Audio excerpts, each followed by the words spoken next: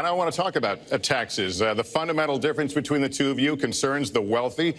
Secretary Clinton, you're calling for a tax increase in the wealthiest Americans. I'd like you to further defend that. And Mr. Trump, you're calling for tax cuts for the wealthy. I'd like you to defend that. And this next 2-minute answer goes to you, Mr. Trump. Well, I'm really calling for major jobs because the wealthy are going to create tremendous jobs. They're going to expand their companies. They're going to do a tremendous job. I'm getting rid of the carried interest provision. And if you really look, it's not a tax. It's really not a great thing for the wealthy. It's a great thing for the middle class. It's a great thing for companies to expand. And when these people are going to put billions and billions of dollars into companies, and when they're going to bring $2.5 trillion back from overseas, where they can't bring the money back because politicians like Secretary Clinton won't allow them to bring the money back because the taxes are so onerous and the bureaucratic red tape. So what is so bad? So what they're doing is they're leaving our country, and they're, believe it or not, leaving because taxes are too high and because some of them have lots of money outside of our country, and instead of bringing it back and putting the money to work because they can't work out a deal to, and everybody agrees it should be brought back, instead of that, they're leaving our country to get their money because they can't bring their money back into our country because of bureaucratic red tape, because they can't get together, because we have a president that can't sit them around a table and get them to approve something. And here's the thing. Republicans and Democrats agree that this should be done. $2.5 trillion. I happen to think it's double that. It's probably $5 trillion that we can't bring into our country, Lester. And with a little leadership, you'd get it in here very quickly, and it could be put to use on the inner cities and lots of other things, and it would be beautiful. But we have no leadership. And honestly, that starts with Secretary Clinton. All right, you have 2 minutes on the same question to defend tax increases on the wealthiest Americans, Secretary Clinton. I have a feeling that by the end of this evening, I'm going to be blamed for everything that's ever happened. Why not? Why not? Yeah, why not? You know, just join the debate by saying more crazy things. Now, let me say there's nothing crazy about not letting our companies bring their money back into their country. This is Secretary Clinton's 2 minutes, please. Yeah, well, let's start the clock again, Lester. We've looked at your tax proposals. I don't see changes in the corporate tax rates or the kinds of proposals you're referring to that would cause the repatriation, bringing back of money that's stranded overseas. I happen to support that. I happen to support that in a way that will actually work to our benefit. But when I look at what you have proposed, you have what is called now the Trump loophole, because it would so advantage you and the business you do. You've proposed an approach that has a $4 billion tax benefit for your family. And when you look at what you are proposing, for my family? It is, Lester, as I said, trumped up trickle down. Trickle down did not work. It got us into the mess we were in 2008 and 9. Slashing taxes on the wealthy hasn't worked, and a lot of really smart, wealthy people know that. And they are saying, hey, we need to do more to make the contributions we should be making to rebuild the middle class. I don't think top-down works in America. I think building the middle class, investing in the middle class, making college debt-free so more young people can get their education, helping people refinance their debt from college at a lower rate. Those are the kinds of things that will really boost the economy. Broad-based, inclusive growth is what we need in America, not more advantages for people at the very top. Mr. Trump, typical politician, all talk, no action, sounds good, doesn't work, never going to happen. Our country is suffering because people like Secretary Clinton have made such bad decisions in terms of our jobs and in terms of what's going on. Now, look, we have the worst revival of an economy since the Great Depression. And believe me, we're in a bubble right now. And the only thing that looks good is the stock market. But if you raise interest rates even a little bit, that's going to come crashing down. We are in a big, fat, ugly bubble. And we better be awfully careful. And we have a Fed that's doing political things. This Janet Yellen of the Fed is doing political by keeping the interest rates at this level.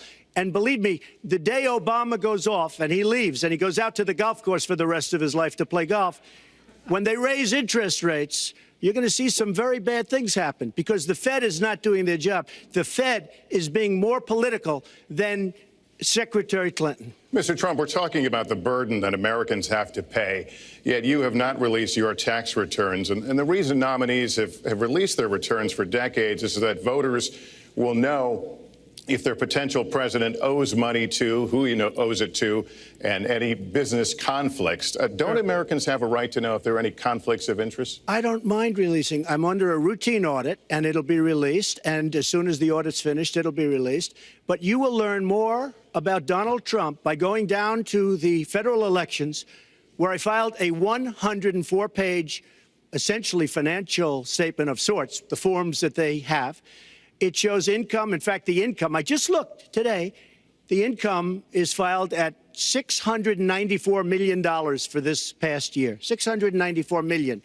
If you would have told me I was going to make that 15 or 20 years ago, I would have been very surprised. But that's the kind of thinking that our country needs. When we have a country that's doing so badly, that's being ripped off by every single country in the world, it's the kind of thinking that our country needs because everybody, Lester, we have a trade deficit with all of the countries that we do business with of almost $800 billion a year. You know what that is? That means who's negotiating these trade deals?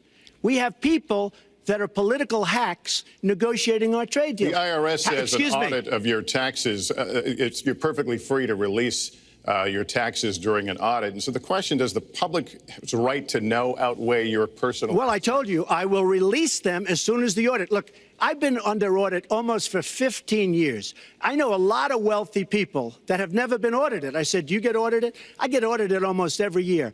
And in a way, I should be complaining. I'm not even complaining. I don't mind it. It's almost become a way of life. I get audited by the IRS, but other people don't. I will say this. We have a situation in this country that has to be taken care of. I will release my tax returns against my lawyer's wishes when she releases her 33,000 emails that have been deleted. As soon as she releases them, I will release my tax returns. And that's against my lawyers. They say, don't do it. I will tell you this. No, in fact, watching shows, reading the papers, almost every lawyer says, you don't release your returns until the audit's complete. When the audit's complete, I'll do it. But I would go against them if she releases her email. So it's negotiable? It's not negotiable. No, let her release the email. Why did she delete 33,000? Well, I'll let her ask that, but let me just admonish the audience one more time. There was an agreement. We did ask you to be silent, so it would be helpful for us. Secretary Clinton. Well, I think you've just seen another example of bait and switch here. For 40 years, everyone running for president has released their tax returns. You can go and see nearly, I think, 39, 40 years of our tax returns, but everyone has done it. We know the IRS has made clear there is no prohibition on releasing it when you're under audit. So you've got to ask yourself, why won't he release his tax returns? And I think there may be a couple of reasons. First, maybe he's not as rich as he says he is. Second, maybe he's not as charitable as he claims to be. Third, we don't know all of his business dealings, but we have been told through investigative reporting that he owes about $650 million to Wall Street and foreign banks. Or maybe he doesn't want the American people, all of you watching tonight, to know that he's paid nothing in federal taxes, because the only years that anybody's ever seen were a couple of years when he had to turn them over to state authorities when he was trying to get a casino license, and they showed he didn't pay any federal income tax. So if he's paid zero, that means zero for troops, zero for vets, zero for schools or health. And I think probably he's not all that enthusiastic about having the rest of our country see what the real reasons are, because it must be something really important, even terrible, that he's trying to hide. And the financial disclosure statement, they don't give you the tax rate. They don't give you all the details that tax returns would. And it just seems to me that this is something that the American people deserve to see. And I have no reason to believe that he's ever going to release his tax returns, because there's something he's hiding. And we'll guess. We'll keep guessing at what it might be that he's hiding. But I think the question is, were he ever to get near the White House, what would be those conflicts? Who does he owe money to? Well, he owes you the answers to that, and he should provide them. He also raised the issue of your emails. Do you want to respond to that? I do. You know, I made a mistake using a private email. That's for sure. And if I had to do it over again, I would obviously do it differently. But I'm not going to make any excuses. It was a mistake, and I take responsibility for that. Mr. Trump? That was more than a mistake. That was done purposely. Okay, that was not a mistake. That was done purposely. When you have your staff taking the Fifth Amendment, taking the Fifth, so they're not prosecuted. When you have the man that set up the illegal server taking the Fifth, I think it's disgraceful. And believe me, this country thinks it's disgraceful. It really thinks it's disgraceful also. As far as my tax returns, you don't learn that much from tax returns, that I can tell you. You learn a lot from financial disclosure. And you should go down and take a look at that. The other thing, I'm extremely underleveraged. The report that said 650, which, by the way, a lot of friends of mine that know my business said, boy, that's really not a lot of money. It's not a lot of money relative to what I had. The buildings that were in question, they said in the same report, which was actually wasn't even a bad story, to be honest with you, but the buildings are worth $3.9 billion. And the 650 isn't even on that. But it's not 650. It's much less than that. But I could give you a list of banks. I would, if that would help you, I would give you a list of banks. These are very fine institutions, very fine banks. I could do that very quickly. I am very underleveraged. I have a great company. I have a tremendous income. And the reason I say that is not in a braggadocious way. It's because it's about time that this country had somebody running it that has an idea about money. When we have $20 trillion in debt and our country's a mess, you know, it's one thing to have $20 trillion in debt and our roads are good and our bridges are good and everything's in great shape. Our airports are like from a third world country. You land at LaGuardia, you land at Kennedy, you land at LAX, you land at Newark, and you come in from Dubai and Qatar and you see these incredible, you come in from China, you see these incredible airports, and you land, we've become a third world country. So, the worst of all things has happened. We owe $20 trillion, and we're a mess. We haven't even started. And we've spent $6 trillion in the Middle East, according to a report that I just saw, whether it's 6 or 5, but it looks like it's 6. $6 trillion in the Middle East. We could have rebuilt our country twice.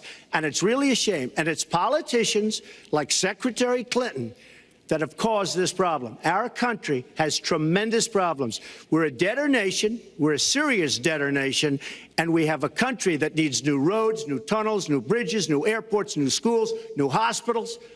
And we don't have the money because it's been squandered on so many of your ideas. Let you and respond, maybe and we'll move to our because next. you haven't paid any federal income tax for a lot of years. And the other thing I think is important It would be squandered too, believe me. If your main claim to be president of the United States is your business, then I think we should talk about that. You know, your campaign manager said that you built a lot of businesses on the backs of little guys. And indeed, I have met a lot of the people who were stiffed by you and your businesses, Donald. I've met dishwashers, painters, architects, glass installers, marble installers, drapery installers, like my dad was, who you refused to pay when they finished the work that you asked them to do. We have an architect in the audience who designed one of your clubhouses at one of your golf courses. It's a beautiful facility. It immediately was put to use, and you wouldn't pay what the man needed to be paid, what he was charging you. Maybe he didn't do a good job, and I was unsatisfied with his work, which our country should do too. The thousands of people that you have stiffed over the course of your business not deserve some kind of apology from someone who has taken their labor, taken the goods that they produced, and then refuse to pay them. I can only say that I'm certainly relieved that my late father never did business with you. He provided a good middle-class life for us, but the people he worked for, he expected the bargain to be kept on both sides. And when we talk about your business, you've taken business bankruptcy 6 times. There are a lot of great business people that have never taken bankruptcy once. You call yourself the king of debt.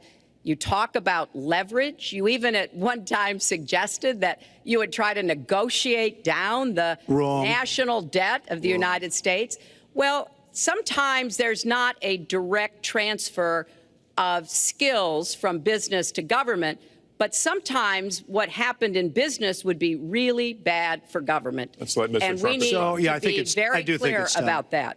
Look, it's all words. It's all sound bites. I built an unbelievable company, some of the greatest assets anywhere in the world, real estate assets anywhere in the world, beyond the United States, in Europe, lots of different places. It's an unbelievable company. But on occasion, 4 times, we used certain laws that are there. And when Secretary Clinton talks about people that didn't get paid, first of all, they did get paid a lot, but taking advantage of the laws of the nation. Now, if you want to change the laws, you've been there a long time, change the laws. But I take advantage of the laws of the nation because I'm running a company. My obligation right now is to do well for myself, my family, my employees, for my companies. And that's what I do. But what she doesn't say is the tens of thousands of people that are unbelievably happy and that love me. I'll give you an example. We're just opening up on Pennsylvania Avenue, right next to the White House. So if I don't get there one way, I'm going to get to Pennsylvania Avenue another. But we're opening the old post office. Under budget, ahead of schedule, saved tremendous money. I'm a year ahead of schedule. And that's what this country should be doing. We build roads and they cost 2 and 3 and 4 times what they're supposed to cost. We buy products for our military and they come in at costs that are so far above what they were supposed to be because we don't have people that know what they're doing. When we look at the budget is bad to a large extent because we have people that have no idea as to what to do and how to buy. The Trump International is way under budget and way ahead of schedule. And we should be able to do that for our country. Well, we're well behind schedule.